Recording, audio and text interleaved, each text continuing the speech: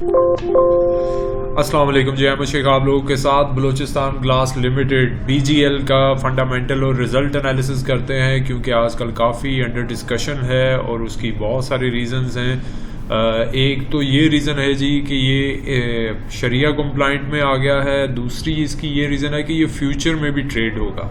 तो ये दोनों पॉइंट्स, दोनों फैक्टर्स इसको बहुत अट्रैक्टिव बना रहे हैं। बाकी इसका फंडामेंटल एनालिसिस करते हैं जी। सबसे पहले ये इक्विटी आपके सामने है और ये 96 करोड़ रुपए की नेट इक्विटी है। नॉन करंट लाइबिलिटीज़ जो हैं वो 25 करोड़ रुपए की हैं। करंट लाइबिलिटीज़ इसकी 1.4 अरब की हैं। क्योंकि ये अमाउंट्स थाउजेंड्स में है, इसलिए आपको साथ साथ बता रहा हूँ। और ये मार्च 21 के एतबार से मैं चीज़ें डिस्कस कर रहा हूँ। करंट एसेट्स हैं 53 करोड़ रुपए के। इन्वेंट्री है जी 18 करोड़ रुपए की।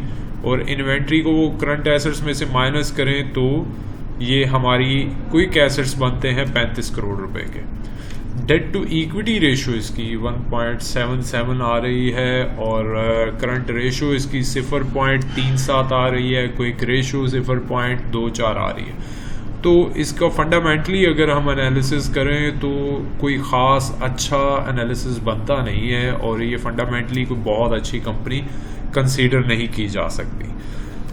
और दूसरा, इसके फंडामेंटल्स में एक प्रॉब्लम जो थोड़ी बहुत आ रही है वो अभी तक तो आ रही है कि ये बिलियन में अर्निंग इसकी नहीं चल रही। मतलब हर क्वार्टर की चंद करोड़ रुपए की इसकी सेल्स हैं, अभी बिलियंस में नहीं गए। इवन 3 क्वार्टर्स की सेल मिला के भी और वो उस तरह से नहीं बन रहा जो एक अच्छी या बड़ी कंपनी का इम्प्रेशन बनता है। तो इस एतबार से ये कोई डेट टू इक्विटी रेशो भी कोई ख़ास अच्छी नहीं है। करंट रेशो और क्विक रेशो तो बहुत ही बुरे हैं। कंपनी ने बेसिकली रीफर्बिश्ड सेकंड फर्नेस जो यूनिट 3 का था वो इंस्टॉल कर लिया है, जिसकी कमर्शियल प्रोडक्शन भी स्टार्ट हो चुकी है 65 मेट्रिक टन्स पर डे। और दूसरा, इन्होंने जो सक्सेसफुली ऑपरेशंस भी स्टार्ट किए हैं यूनिट 3 के, जो इन्होंने कहते हैं जी कि उसकी वजह से इनकी सेल्स में अच्छा खासा इम्प्रूवमेंट मिला है। और ऑपरेशंस जो यूनिट 1 और 2 है उसके अभी भी सस्पेंडेड हैं और वो कोई स्ट्रेटेजिक डिसीजन है और ये कर रहे हैं, उस पर वर्किंग कर रहे हैं कि यूनिट 1 और यूनिट 2 फुल्ली ऑपरेशनल हो जाएं। और इसकी सेल्स में कमी हुई थी ये मार्च क्वार्टर में पिछले साल के मुकाबले में। उसकी वजह यही थी कि यूनिट 1 और यूनिट 2 दोनों ऑपरेशनल नहीं थे। ग्लास इंडस्ट्री है, मेजर इसके जो प्रोडक्ट्स हैं वो जग्स, वाटर सेट्स, प्लेन और प्रिंटिंग टम्बलर्स, फ्रूट सेट, ये सारे घरेलू अशिया हैं जो ग्लास से बनी हुई चीज़ें हैं, वो ये प्रोड्यूस करते हैं। इनकी मेजर प्रोडक्ट्स यही हैं। सेल्स इनकी अगर हम बात करें तो ये 30 करोड़ रुपए की सेल है जी आपके मार्च क्वार्टर की, और पिछले साल 33 करोड़ रुपए बल्कि 34 करोड़ रुपए की थी। कॉस्ट ऑफ सेल्स 83% हुई हैं जी इस बार, जबकि लास्ट ईयर वो सेल्स से भी ज़्यादा मतलब एक्सपेंसिव पड़ रही थी 115.50%। तो इस बार ग्रॉस प्रॉफिट है 17% का, जबकि लास्ट ईयर सेम क्वार्टर में ग्रॉस लॉस था जी 15.5% का। एडमिनिस्ट्रेटिव एंड सेलिंग एक्सपेंसेस जो है 4.2% हैं, जबकि लास्ट ईयर सेम क्वार्टर में 5.10 थे। Other operating expenses last year नहीं थे, इस बार हैं 0.5%। अदर ऑपरेटिंग इनकम ये आपके सामने आ रही है, बहुत ही माइनर है, जबकि लास्ट ईयर थोड़ी सी बेहतर थी। फाइनेंस कॉस्ट इसकी 6% के करीब है, जबकि लास्ट ईयर 9% के करीब थी, तो ये भी बेहतर है। नेट प्रॉफिट आफ्टर टैक्स आ रहा जी 6.50%, जबकि लास्ट ईयर सेम क्वार्टर में नेट लॉस था तकरीबन 30% का।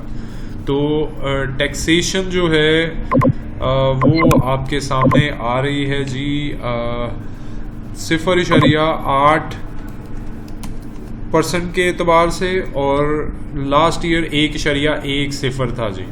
और profit after tax, net profit after tax जो बन रही है प्रॉफिटेबिलिटी, वो है जी 5.70%, जबकि लास्ट ईयर लॉसेस थे 30.40 के एतबार से। तो ओवरऑल प्रॉफिटेबिलिटी बेहतर हुई है डिस्पाइट कि सेल्स काफ़ी कम हुई हैं।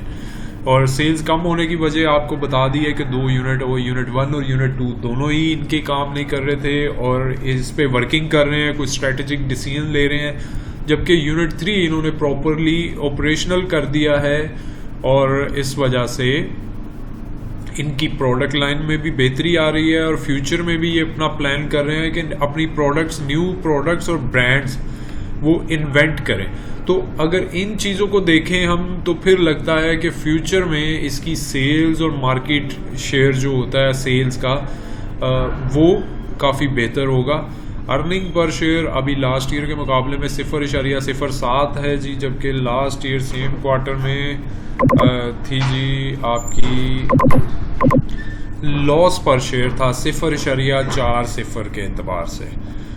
तो वेरियस एनालिसिस अगर करें तो सेल्स इनकी डिक्रीज़ हुई हैं तकरीबन 11%, कॉस्ट ऑफ सेल्स वो भी डिक्रीज़ हुई हैं तकरीबन 32%, एडमिनिस्ट्रेटिव एंड सेलिंग एक्सपेंसेस 0.9 से डिक्रीज़ हुए हैं, अदर ऑपरेटिंग एक्सपेंसेस इंक्रीज़ हुए हैं माइनर से, अदर ऑपरेटिंग इनकम डिक्रीज़ हुई है, फाइनेंस कॉस्ट इनकी तकरीबन 3% कम हुई है।